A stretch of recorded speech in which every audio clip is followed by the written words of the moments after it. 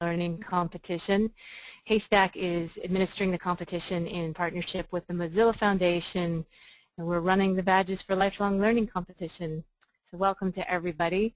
Joining me in hosting this webinar is Erin Knight, Assessment and Badge Project Lead for Mozilla with Hackasource and P2PU. And also, and Erin is going to be doing the presentation. Carla Casilia is also joining us. We'll be helping out with questions. And Carla is the project manager with Open Badges for Mozilla as well. So I'll be moderating questions, and first Erin's going to walk us through the webinar's slides on badge systems model and design. And for those of you who'd like to participate in real time, our Twitter hashtag is DMLbadges. If you're participating by the web and don't have access to Twitter and you'd like to submit questions, you can do that in the chat box. It might show up as a question box on your interface. And we'll be archiving this webinar on dmlcompetition.net on the blog. There's archives there for all the past webinars as well. So we're going to jump right in. I'm going to go ahead and make sure that Erin's with us, and Erin will take us through the badges system model and design slides that she's prepared. Hi, Erin. Hey, everyone. All right, so I need to share my screen. See.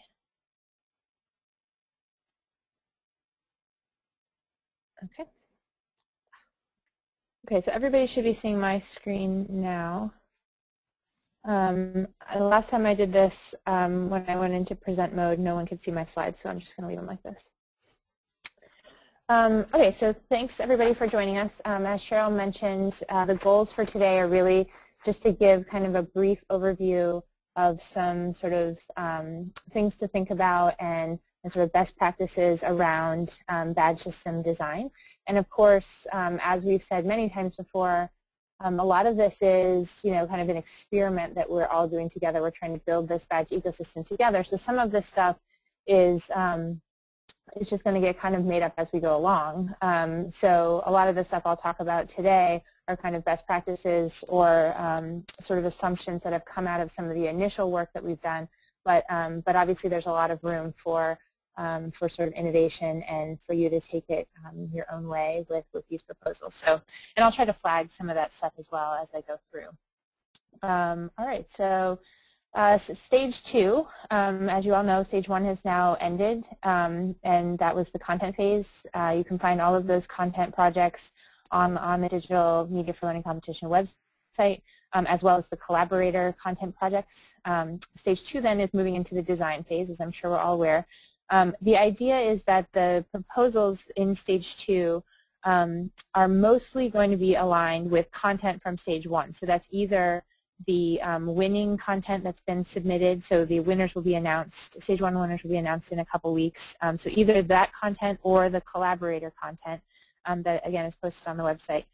There is one kind of caveat or star to this, that if you actually have a badge system design or system in mind, you can submit with whatever content you want to use to demo your badge system. The thing there, though, is that the only badge systems that will be developed, so from a content perspective, will be those that are aligned with the winning content or the collaborator content. So if you submit something separate that's not aligned and you win, you're one of the winners in stage 2, Haystack will work to actually align you with some of the content that has won or is collaborator content. So so that's a little confusing, but basically you can submit with whatever content you want, but the only content that will move on, or the only badge systems that will move on, are ones that eventually will be aligned with winning content.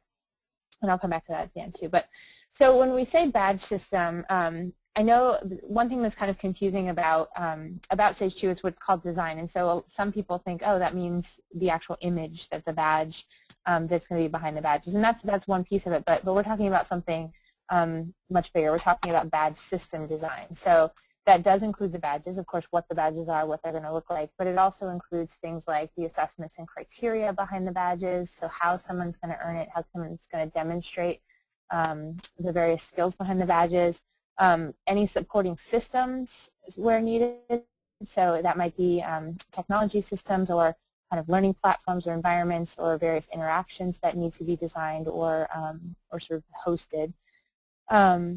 Now, again, one thing to flag here is that you don't, when I talk about supporting systems like technologies, the proposal for stage 2 doesn't have to outline everything like to the T. It doesn't have to include first, the code, if you will, for these technologies. Basically, the stage 2 proposal is proposing the idea, walking through some of the specifics, outlining the ideas behind kind of various technologies, environments, et cetera.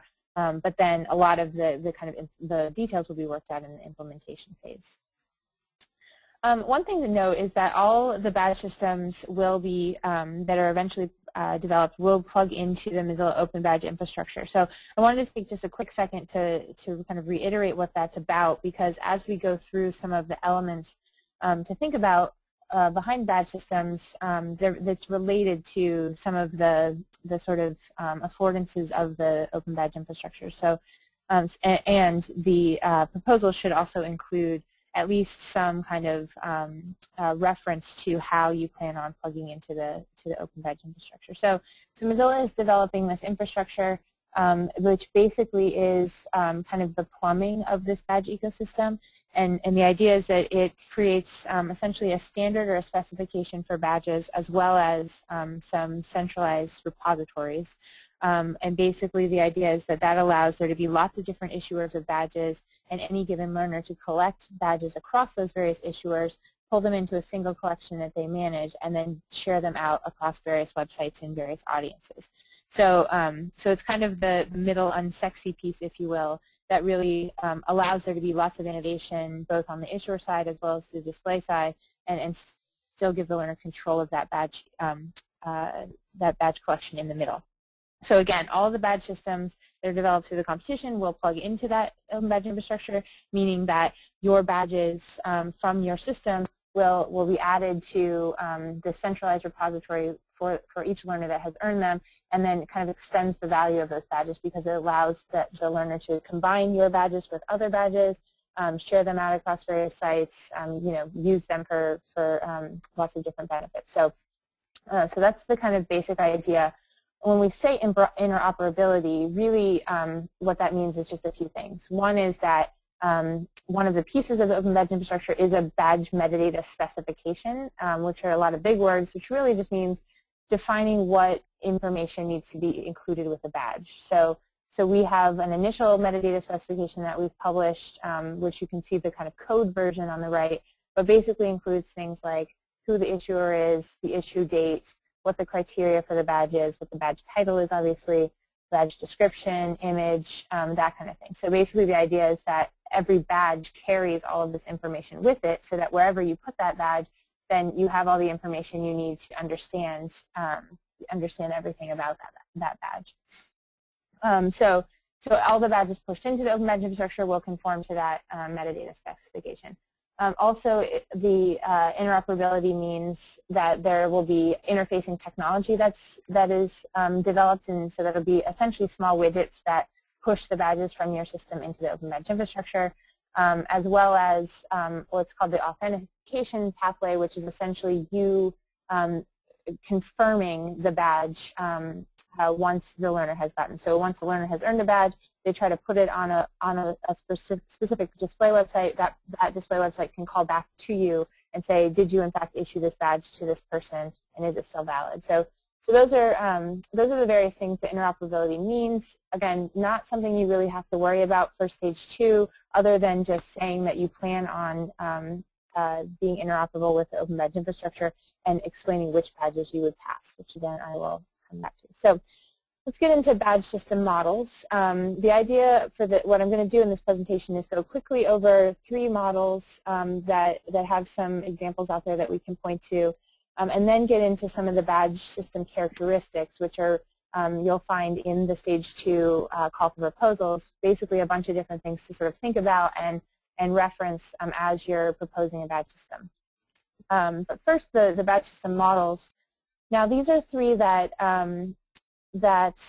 were basically pulled together for some of the competition materials, and I'm kind of on the fence about sort of breaking some some of these down into models because, as you'll see as I go through them, I think that various badge systems actually kind of extend across various models, but it is kind of helpful to just sort of look at different approaches or sort of different models as kind of straw men, but not as exact maybe examples that then you can kind of think about when you're thinking about your own system. So the first is training and leveling systems.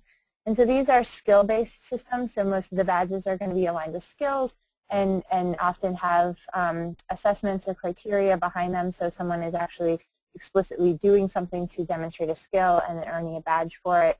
Often there are levels, kind of trajectories of levels, so that you sort of earn one badge and that might give you access to the next or sort of grow your skills through various pathways. And often these badges, which is not here, but often these badges expire too. Some examples of this are first aid training or scuba dive certification, which obviously aren't digital badges right now, but are good examples of kind of very skill-based, assessment-based, and things that need to be refreshed.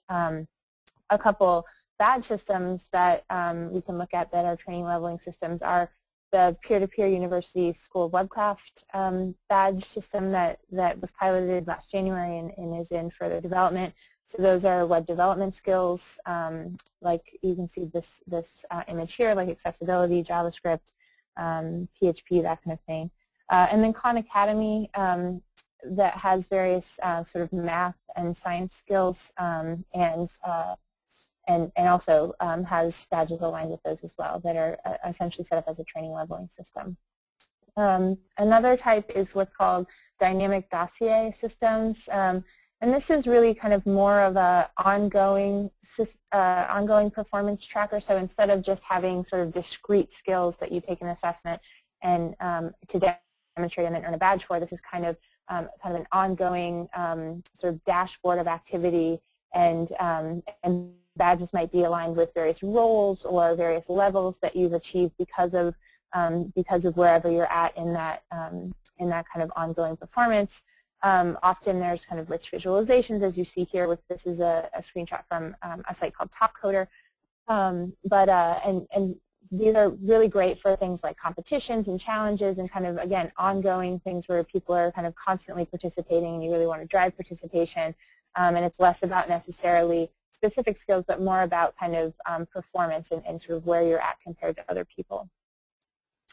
And then the third one to mention are social systems. And as you see on Dynamic Dossier, I had one example of Stack Overflow. And on social systems, I also have Stack Overflow. So again, I think that some of these badge systems sort of transcend various models because they have different types of badges, which is something that is recommended, which we'll talk about as we move forward. But basically, social systems are built around community interaction. Badges are aligned with really kind of driving and modeling community behavior, rewarding participation, that kind of thing. With Stack Overflow, for example, we have a bunch of badges that are aligned with participation in those forums. So if you're the first responder, or if you ask a question that X amount of people have either voted on or looked at, you get various badges that hopefully then drive your behavior that gives back to the community or sort of encourages the type of behavior that's beneficial for that community. Now, these badges often are looked at as kind of smaller badges, if you will, or might seem like they don't make sense outside of these various communities because they're so aligned with whatever kind of social system exists in that community. But there is definitely value in many cases, and the Stack Overflow is a great example where they've now started to sell that information, that badge information, to various employers who are willing to pay for it, by the way, because it's telling so much more about these people, these potential employees.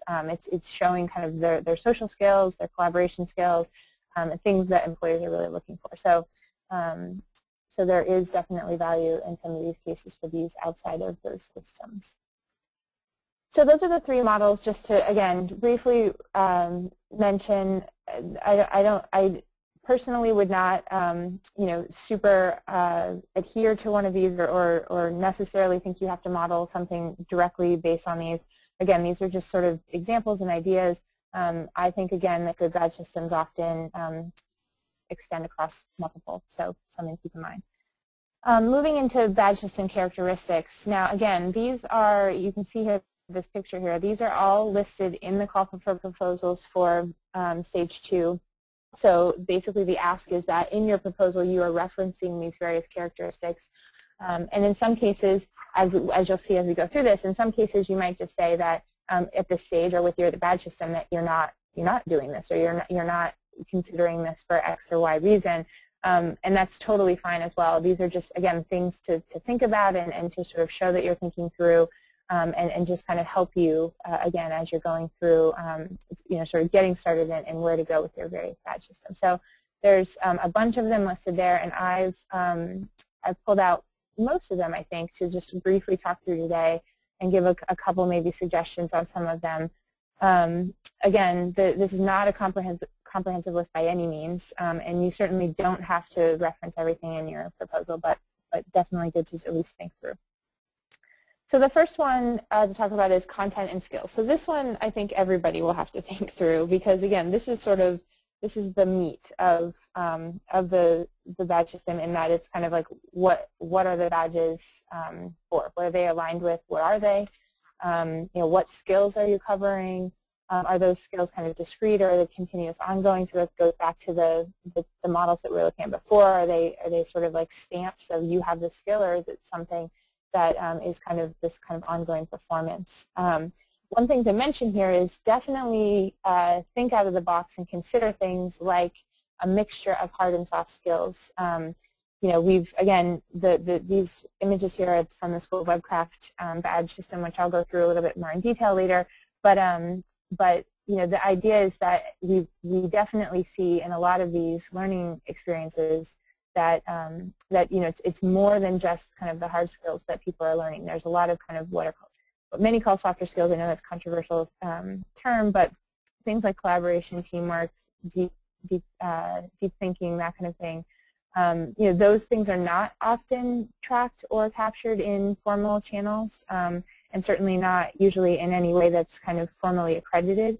And so badges do give us an opportunity to really kind of round that out and have a kind of balanced view of various skills. And so that's definitely something to consider as you're thinking through what skills you want to align badges with. The second set of characteristics is scarcity and granularity.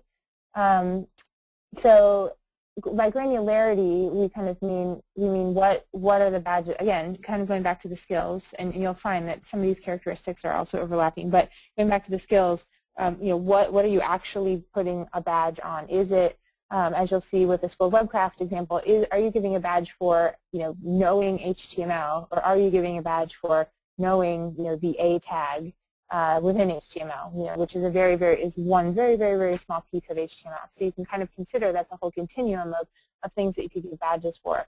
And the benefit of badges is that we can capture more, we can get more granular, we can have kind of a full portfolio, if you will, of a lot of the learning that's gone on, not just kind of an A at the end or a course name on a transcript, but have a kind of a much more complete picture of the type of learning that's going on.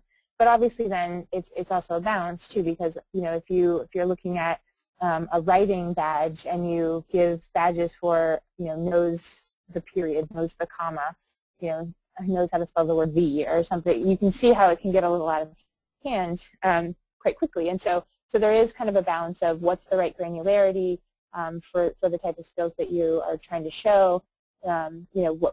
What's going to have value outside of your system, but at the same time, again, create and capture this full range of learning that's happened. Also with granularity comes kind of scarcity, and these are two images from Khan Academy, which they have some badges that are really hard to get, and some actually they don't even tell you how to get them, so you have to kind of explore to sort of figure it out. And so obviously with rarity or scarcity comes value.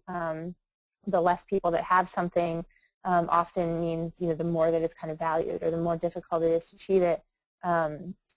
It can drive up the value. But again, this is also a balance in that if it's too hard to achieve, you're not necessarily going to be facilitating learning or really helping people get to it. So just something to think about again is like if it's too easy to get, or if they're all too easy to get, sort of what does that do with the value, and how might you want to play around with varying granularities and scarcity. please. Another characteristic, an important one, is levels. Is your badge system going to be flat, meaning that basically just there's a whole collection of badges that people can earn and they're not related, or are there going to be hierarchies where people are sort of moving up, or you're creating pathways, if you will, that people are moving through by earning these badges? With that comes, are there things like prerequisite badges? Do various badges aggregate into bigger ones? And this also comes back, again, I'll keep mentioning the open badge infrastructure because, again, that's something for you to think about. When you're thinking about the badges that actually have value outside of your system, it might be that not all of them do have value. It might be that if you have a bunch of smaller badges that then aggregate into some larger badge or some kind of more comprehensive badge, that when you think about the badges that you want to push into the open badge infrastructure and thus give that learner the ability to then share on various sites like job sites, it might just be that aggregated badge that you decide that you want to push. So again, those are things to think about with leveling as well.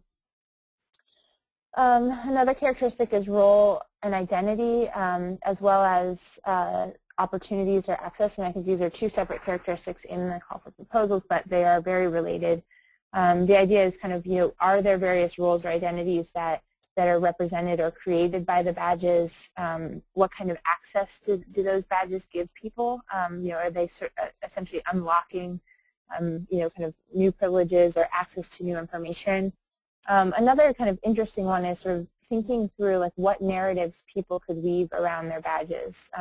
We've talked a lot, which I'll explain a little bit more, but we've talked a lot about in this whole Webcraft badge system actually giving people the ability to kind of create badges that are kind of more top level, that sort of aggregate or create narratives around various other badges they've gotten. So again, like kind of giving people either pathways through these various badges to kind of these various roles or identities, or also allowing them to kind of create those themselves based on the badges that they've earned. Performance and assessment, this is a huge one. This could have gone right after content and skills because this is definitely something that everyone's going to have to think about and talk about in their proposal. But the idea is just like, how are people going to earn the badges? And some of this might come out of the content. There might be some content that has been submitted that if you're working with, they might already have a bunch of assessments, and so you're kind of plugging the badge on the end. But a bunch of them probably won't. A bunch of them have learning experiences that are happening and various skills they see being developed, but might not have assessments, or might not have assessments that really align very well with badges. So it might be something that as part of your proposal you have to kind of outline the types of criteria and various experiences that people are going to go through to demonstrate these skills that then will be badged at the other end. And one thing to consider here, I think we've talked about this in various blogs, but this exploration into this badge system or ecosystem really gives us the opportunity to be innovative around assessment. And so while it might make sense in some environments to have kind of a multiple choice test behind the badge, it really, because we're talking a lot about, in many cases, about kind of informal learning environments or interest-driven learning environments, I think it is a great opportunity to really think about how to sort of embed the assessment in that experience and sort of leverage the experience or encourage the experience through the assessment, and not having kind of artificial sort of standalone experiences that people have to go through just to get the badge, but sort of kind of building that into the learning experience. So that's just kind of my own little plug there. That's something to think about as you're working through the criteria and the assessment. And one thing is that when with the open badge infrastructure, one piece of metadata, as I talked about before, is a URL pointing back to a criteria page. So the idea is that every badge links back to a page on your site or in your badge system that explains the criteria behind the badge. And so this is obviously valuable to kind of help people understand the value of the badge so they can see what someone had to do to earn the badge, as well as allow other people to access your learning opportunities by looking at other people's badges. So that's again something to think about, not something you have to obviously have built for this proposal, but something that will ultimately be in your badge system. Permanence. So do badges expire, and how would someone renew the badge? So this is kind of a big question. There are sort of tools built into the Open Badge infrastructure to allow you to set an expiration date, but obviously the heavy thinking around kind of what is their expiration, what does that look like, and kind of what is that experience to renew a badge or to update a badge is something for you to figure out. And you might decide that your badges don't expire. You might eventually want them to expire, but not now. Not for this kind of initial stage. So again, you don't have to do all of this stuff, but definitely something to consider. If the skills that you are putting badges for are kind of skills that do need to be refreshed or might expire over time, like for example web development skills like JavaScript, that changes, especially like something like HTML, that changes very often. And so if I were to earn a badge now and then 5 years later, it might have a very different meaning. So I would need to refresh that skill. So just something to think about there as well. Portability and transparency. So this is a huge one, right? That this is like really trying to get at what is the value of the badge within your community, and what is the value of the badge out of your community. And so some of this is a little bit kind of more abstract and just sort of thought exercise for you. Just as you're thinking about the badges, obviously it's very helpful to just kind of be thinking about how to optimize the value for the actual learner. But again, thinking about that interplay of within and without kind of community, what are the badges that are going to have value outside of your community? The super granular badges or the kind of smaller motivational badges might not play very well or might not have as much value for someone outside of the community. So is there some kind of aggregate badge that then would? That said, you might decide that some of those motivational badges or smaller badges could very well be meaningful to people outside of the community, and that's okay too, but just, again, being mindful of this stuff as you're going through it, as well as kind of what is the ultimate goal that you want with these badges. Are people going to try to get jobs for it, or is it more about just unlocking various levels within your system, that kind of thing. Protection, so obviously if we're successful and these badges are valuable, then as soon as there's kind of a value placed on them, people will probably try to game the system. So what kind of steps or what kind of considerations are you taking to sort of try to avoid gaming? And some of that might be built in the assessment process as we'll look at with my example at the end. Endorsement, so the Open Badge infrastructure has an endorsement system built in so that you can actually have other people or other organizations that essentially endorse your badges. So, for example, Mozilla endorses the PDPU School of Webcraft badges, for example. And so that information then is carried with that badge as well to give kind of an added layer of sort of endorsement or trust around various badges. This is not required at all. This is definitely an optional system that we're trying to add into the ecosystem. So, but just something to think about is, kind of, would there be entities that you'd want to have endorsements from? Like what might they require to get that endorsement? Are there various standards that you want to sort of play with and to kind of earn that endorsement, and then how that process might work. And then finally, design. So again, I kind of intentionally put this at the end because I think that's the first thing that people think of when they see the fact that this stage is called the design stage. And while this, there's so much more to think about, obviously the design is also important, but certainly we wouldn't want people spending all their time trying to design the perfect badge, because again, if you're submitting badge system proposals for other people's content, it's very likely that some of those designs might change as you guys kind of come together and finalize the badge system. So while it's, again, important as a visual element of kind of what the badge is going to be, because that is the first thing that people see, that definitely keep that in mind and don't spend all of your time just on the design. But what are the badges going to look like? Is there a visual theme? What is the predominant branding? Shapes, colors, those kinds of things are definitely things to kind of consider and play around with. Then there's two other aspects outside of the badge characteristics that are in the call of proposals. One is team and one is technology. And basically this is just, again, trying to get you to think through, think a little bigger than just the badges themselves. The team component is important because I think, as we've said many times as we've kind of been working on this competition and talking about it, is that we recognize that badge systems are complex, and that means that the team that you really need in place to do a good job in building a badge system, it is complex itself as well. There's various roles that probably need to be filled, and so the goal of this competition is to really kind of create those teams and to help round out various teams so that you have all the right resources and people that you need to implement high-quality badge systems. So this part of the proposal is really for you to just say kind of what you already have on your team and what you would need.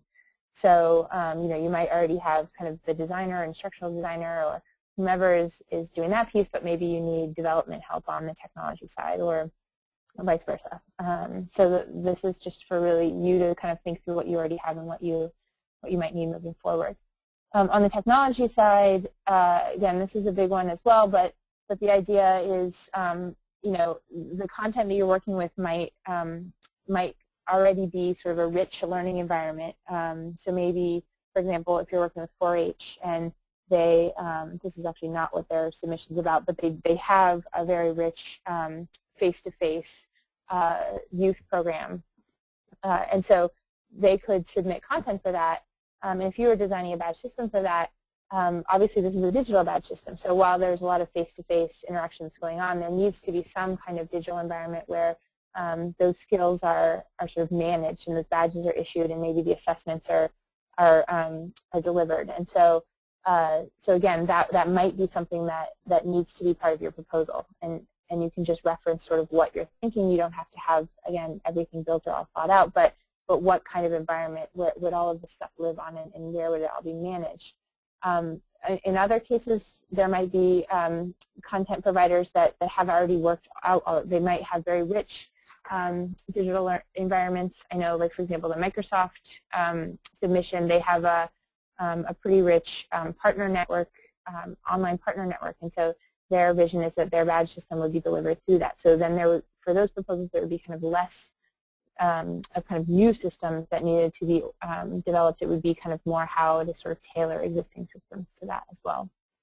And again, mentioning how you plan to interoperate with the Open Badge infrastructure, not necessarily from the technical specific level, but more about kind of what badges you plan to push there and what value you think that might have.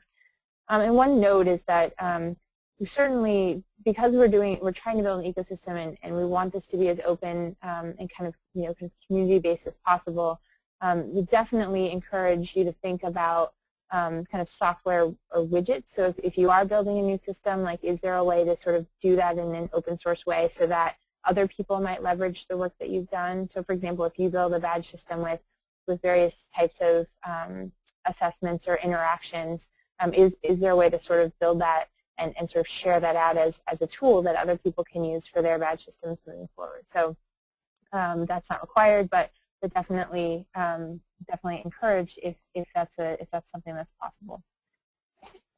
So those are the badge system characteristics and the sort of most of the components of the call for proposals for stage 2.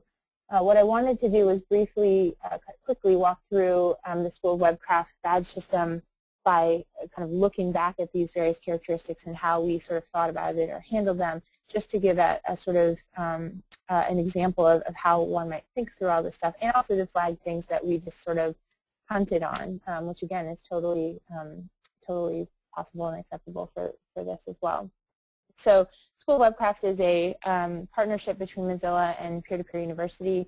Essentially, it's Mozilla content, so it's web development content that is basically taught through or shared through the peer-to-peer learning model, which is obviously peer-to-peer social learning model where people are coming together around various topics to learn them together. So the idea is that people can come here and learn about various technologies or web development skills or approaches by essentially creating a study group or a course around a particular topic and learning together.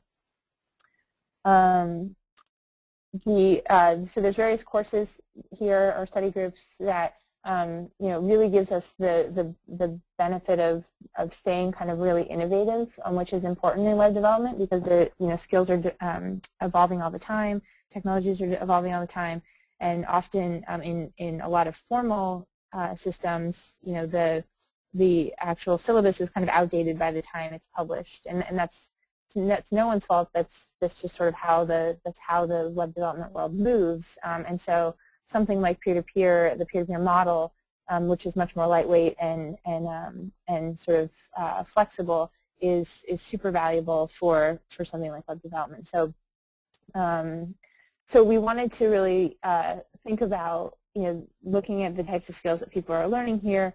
What is actually then going to be valuable for them to sort of have kind of this more formal, if you will, badge that then they can use to demonstrate the things that they have learned. So we were looking at both, again, hard and soft skills. And so for the pilot, we basically identified a couple of the sort of hot, if you will, hotter hard skills that were JavaScript and PHP.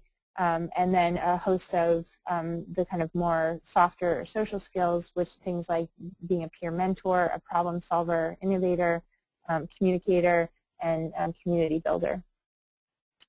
The scarcity and granularity, so we did a lot of thinking about this, and again I made a reference to some of the thinking that we were doing with, which again is, do we have a badge for HTML or JavaScript, or kind of this ultimate badge that says I know this technology, or do we have kind of incremental badges for every little piece of that technology? And for this, we actually went with the sort of higher level, just JavaScript level or HTML level, but basically built into the model a way to then, as we roll out various versions of this, to have kind of more incremental ones that build up to that. We also plugged the system into the open badge infrastructure, so we wanted to, that was under consideration, and again, we thought that these kind of top-level ones were going to be, have more value to that system. But again, it's a trade-off because we're sort of, sort of putting a stake in the ground and saying, okay, this is what HTML is, but obviously that's abstracting a lot out, and again, badges do give us the opportunity to capture more granular learning as it happens. So that is a trade-off. I think as we move forward, we will definitely have badges for smaller skills, if you will. Levels. So we had basic and expert level of the hard skill badges. So that and those basically were aligned with different types of assessments. This was definitely an oversimplification. We knew that. There's a lot. There's basic and expert is way too binary for how all of this works. And so we are working on a bunch more levels. It's actually not even basic expert, but having like HTML 1, 2, 3 as we move forward. And we're also building a web making 101 badge, which is essentially this aggregate badge of lots of smaller skill badges. Sorry, I'm moving fast because I want to make sure there's time for questions at the end. But roles and identity, again, we had basic and expert, which sort of took on their own life, if you will, within the community, where the experts were really being turned to for various advice and mentorship and leading courses once those badges were issued. We also have what we call gurus, which essentially are people that have, so when someone has earned a badge, then they become what's called a guru, and that gives them sort of a little bit more weight in the assessment process. And then again, to come, we will have a webmaker identity, which will give people access to various things as well. Performance and assessment. I could talk a lot about this. Again, we tried to be pretty innovative about what we were doing and really capture the learning environment. But basically, every badge had a badge challenge that someone would submit work to. And badge challenges for basic badges were peer assessed. So you'd post your work, and peers would go in and essentially rate it. And at a certain threshold, you would earn the badge. For the expert badges, those were guru assessed. So again, it was only the people that had already earned that badge that could assess it. So to kind of ensure that there was sort of a level of understanding that was brought into that assessment. And then for the peer or social skills, soft skill badges, those were just issued peer-to-peer. So there was sort of a much more lightweight assessment behind that. Permanence. Another thing we thought a lot about, I think our skill badges like JavaScript and PHP and HTML are perfect examples of things that should expire, whereas the softer skills might not. In some cases they might, but for us, we thought if someone was a good collaborator, that was something that probably they could carry with them. So we actually decided not to do expiration just because these were alpha and we were going to kind of roll out a whole new set of badges at some point anyway, and expectations were set that way.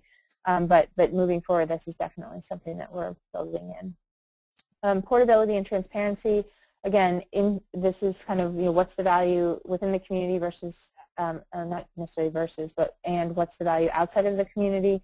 And so we had basically a system of where the badges were shared and used within P2PU, so both added to the profile. You can search for people by badges, find various mentors by badges, but then also it was plugged into the Open Badge infrastructure so that, again, the value was transferred outside of the community where the learners could actually then share them across various sites like social network sites or personal blogs or various communities. Protection. So again, this is about how to avoid gaming. The way that we did it for the pilot was really built into the assessment itself, so that it wasn't that you just liked something and that gave someone a badge. That you had to always put a comment with a justification. There had to be a certain threshold of votes that were earned, so that it wasn't just kind of one-to-one, and trying to build some of that into the actual assessment. We kind of hoped that we would see some gaming because this is that was a very lightweight system that we put into place. And we kind of, obviously again, once you see gaming, you know that there's some value. But we didn't see any at this time, so we're definitely kind of like looking out for that, and probably we'll have to build a little bit more into our system as we see if we see any of that happening. Endorsement. So our first badges were endorsed by Mozilla, obviously. They were Mozilla badges, but as we move forward, we're trying to think about what other types of endorsements we might have, like, for example, MIT, OpenCourseware.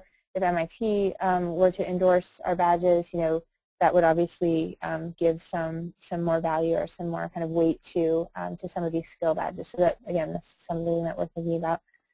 And then finally, design. I've used these images throughout here, so you've seen them, but basically we had the Mozilla brand and the P2PU brand. On many of them, there was kind of a play around different shapes. So the skill badges were supposed to look like gears, although they kind of look like a Reese's cup, but it's supposed to look like gears. Various colors that sort of were carried from the system, the issuing system, through the badges to kind of stay consistent, and then iconography, so kind of demonstrating the badges without words in many cases. So those are the characteristics that we kind of thought through. Again, for our team, it was not a one-person job, like I was saying before. Our team was actually made up of quite a few people. We had an assessment curriculum person, a content person that was in charge of just kind of web development content, a couple developers, a project manager, a community manager, and then the community was really a part of our team and really kind of promoting the badges and getting that content out there as well. And then technology, we actually built a separate system for this pilot to manage the badges, and so it hosted the challenges and all of the assessments, and then issued the badges in this system. We are now working to build it into the P2PU learning platform, so that's kind of the next phase for us, but it was a separate system that we had to build. So that is really it. So basically, again, the characteristics and models that I went through today are exactly the type of thing that you're going to see in the call for proposal, so there shouldn't be any surprises there. Again, there's no one thing that we're looking for in this. All of these are just consideration points and should be kind of just sort of taken in and considered with your own system in mind, and some of them you may or may not actually decide to do at this point, but again, helpful to think through to kind of have a comprehensive view on your badge system. Just really quickly about Stage 2, so in a couple of weeks, end of November, we're announcing the Stage 1 winners, and I think that's when Stage 2 officially opens. So again, you will then have access to all the winning content and collaborator content to propose badge systems around, and then the proposals are due on the 12th of January. So I talked longer than I intended to, and so I'm going to stop now and start to answer some questions. And then we can also answer some afterwards for whatever we don't get to. That was great, Erin. I think that was a really wonderful comprehensive review. I know I learned a lot listening to that. We did get some questions that came in that were submitted, so I'm going to go through those. And we are going to have additional webinars. You can watch the blog on DML Competition to confirm the dates for those. I know we've got a big holiday coming up here in the U.S., so watch that to see what the updates are going to be for the next webinar covering the same topic. And I'm going to jump into questions. Just so that everybody knows, we want to make sure everyone receives fair treatment, so we won't be providing any particular feedback on your proposal, but any general questions we're more than happy to address. So, and I know Carla also is there as well, and I think both Erin and Carla are going to be answering. The first question I have is about a little bit more detailed answer on the difference between technical skill badges and soft skill badges, and can applicants introduce soft skill badges into their design efforts, or do they have to stick to what's been entered? So that's a great question. So basically the distinction I was talking about, which is a slightly oversimplification, is kind of traditionally when they're talking about hard skills, it's kind of it's something that you know is a sort of distinct or discrete skill. So it might be a web development technology where you can say yes, you know this, or you don't know this, and there might be very easily there will be assessments aligned with these skills. So knowing addition or subtraction, or you know, you can look at you know, kind of various what you call hard skills for multiple disciplines.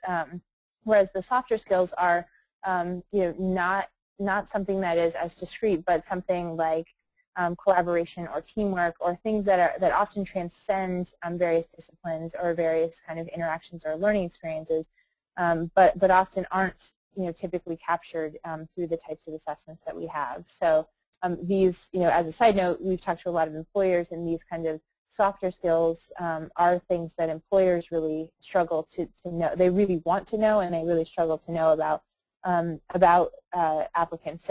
So again, the softer skills are things like like 21st century skills, or social skills that aren't kind of as straightforward, and are more about kind of people's interactions and than just their basic performance. What the question about should people, or can people introduce soft skills? So yeah, so I think just to reframe this question so that everyone understands, I think the question is asking, so if you're working with various content and they've basically said, oh, they want badges for you know, for addition, subtraction, and multiplication, can you both propose badges, those badges, as well as say, oh, and there's also kind of collaboration and critical thinking that we think is coming out of these experiences as well? And I would say yes, absolutely. A lot of the collaborators that we worked with on their content, you know, are used to thinking about their sort of traditional hard skills. So NASA's thinking about what are the robotic skills that they're teaching, but are very, very open to sort of rounding that out with softer skills. So I would say absolutely, if you have kind of some of those in mind, or if it's obvious that some of that is happening through those various experiences, definitely build those into your system. Great, thank you, Erin. I think this is a good question too. I can imagine that there would be different applications or learning content that a person would learn and show a badge for similar skills. So what happens if multiple people or organizations issue the same type of badge? Yeah, so that is definitely something that is probably going to happen. The way that we're sort of handling it now is that because we really are pushing the innovation to the edges, and we really want the badge system designers and those kind of learning providers to have sort of free reign of sort of what they want to teach and what they want to sort of recognize through badges. We're not sort of enforcing any type of standardization or kind of cross-check around badges at this point. So So that probably means that someone else is going to have a JavaScript badge and PDPU is going to have a JavaScript badge. And for the time being, that's okay, because again, the experiences are going to be probably quite different. The assessments are going to be quite different. A lot of the reasoning and goals behind a lot of this work is to give people more access to learning opportunities. So if they have more pathways to get to the same skills, like that's okay. Again, the badges themselves will carry information with them. So you might look at the PDPU badge, the JavaScript badge, and have links back to their site and to their criteria, and look at someone else's JavaScript badge and links back and have very different criteria behind their badges. So there's going to be enough information with the badge to sort of, to kind of differentiate. But that is a lot of weight on the people kind of consuming the badges to make those decisions. So it is something that we sort of are looking for and considering about how to handle sort of further down the line in the ecosystem. But for now, it's really about kind of what badges work for you. And then sort of we can kind of later figure out if it makes sense to sort of either combine them or have people work together with various standards or whatever. Great. That's great, Erin. Thank you. The other question I have here, can applicants design just one badge, or should they, or do they have to design the whole system? So, I mean, the goal for the DML competition is to have high quality badge systems that are developed at the end. So the more thought through the badge system is in the proposal, the better. So while you certainly can come in and submit a proposal around just the badges themselves and the design of the badges and kind of what they are, that is going to, there's probably going to be some things that are missing from that that would be a much better proposal if you'd taken that into consideration. Now that said, again, all of this is going to be kind of varying based on how kind of complete the sort of content system side is. So if somebody already has kind of a robust online environment where all these learning experiences are already happening, already has a bunch of assessments that actually align quite well with badges, then your proposal might be just really focused around the badges. And again, there's more than just the badge design. We went through a bunch of those characteristics, like are there levels, how do they work together, that kind of thing. So your proposal might include just more aligned with the badge and less aligned with kind of the technology and other types of system side. But for other content, it might require kind of a little bit more thinking on the technology side. So there is a continuum there, but certainly the more thought you can give around the kind of full experience and sort of full badge system, the better for this. Okay, thank you. I think this one has just come in, and I think it's probably a good one to comment on as well. Would soft skills be subject to peer review? It seems that would be a lot squishier. Yeah, so well, softer skills are squishier by nature, which I think probably is part of the reason why they're not often kind of captured in a lot of the formal learning experiences, because it isn't as sort of cut and dry about kind of how you demonstrate that, and often many people will choose different ways to demonstrate it in different environments. So so there's really it's kind of up to you about how if you implement soft skills, and then how that criteria, those experiences actually unfold. For the school Webcraft, for our badges, we had, like I said, peer assessment for the basic hard skills. For the soft skills, we actually just allowed people to issue them to each other. So if I had an experience with you and I thought you were a good teammate, I could actually just issue that badge to you, and I had to provide a justification around why I was issuing that to you, and then those badges accumulated. So you might have, I might have the good teammate badge from one person, you might have it from 5 people, and so that tells a little bit more about your level of that experience. So that's just one way that we did it. There's lots and lots of different ways, obviously, that you can that you could handle soft skills. But again, by plugging into the Open Badge infrastructure and including the criteria URL and sort of outlining what decisions you made about how someone's demonstrating this soft skill, at least that information is carried with that badge. So at least somebody that then is consuming the badge kind of has that information to carry with it. So we're trying to make it a little bit less squishy in that just kind of a little bit more formalizing or capturing like what this means or what this various badge, soft skill badge means. But it is definitely going to be squishier by nature than some of the more hard skill badges.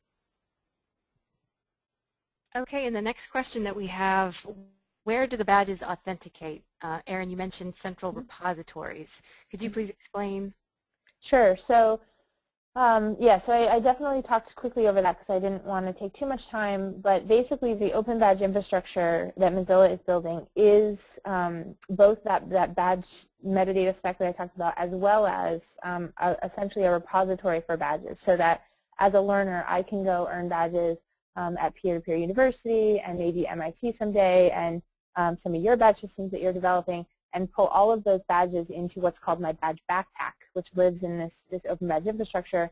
And in that backpack, I can see all of my badges from various issuers. I can manage them. I can set privacy controls. I can share them out, most importantly, with various audiences. So maybe I share my peer-to-peer badges with specific employers, and maybe but some of those softer skill badges I'm sharing, also with my social networks, for example. So so that's the kind of the repository that I was talking about. That also gives us the opportunity then, because we are sort of managing or hosting the connection with the issuers, so that's the badge system providers, as well as the people on the other side which are displaying badges or consuming badges. That gives us the opportunity then also to create that authentication channel which I mentioned. And so basically what happens is, as a learner, I have my badges in my badge backpack. I decide I want to share, my JavaScript badge with, say, LinkedIn.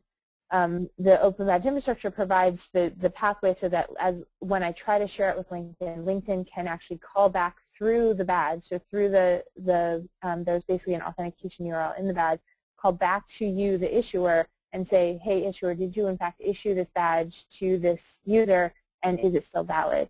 And so basically, by doing that process, they can confirm that this isn't some fake badge that I just copied on from someone's website, or it isn't a badge that's expired, and then have a little bit more confidence in the badge that they're then displaying. So that all happens through the Open Badge infrastructure, and I can provide a link. Maybe I can type it on into the URL into the site, but basically a URL to our, actually Carla, maybe you can post it, a URL to our documentation, which sort of outlines that and goes into a lot more technical detail around how that works, and sort of how that works from your site. But basically, it's managing a server that just responds to these various questions or authentication questions. Okay, thank you. And the next question, and I think this is sort of been covered, the idea of badges having a time limit or expiring, but it's a little bit more about the design aspect. What if we redesign or rethink a badge after we've designed and issued them? So, so that's a great question.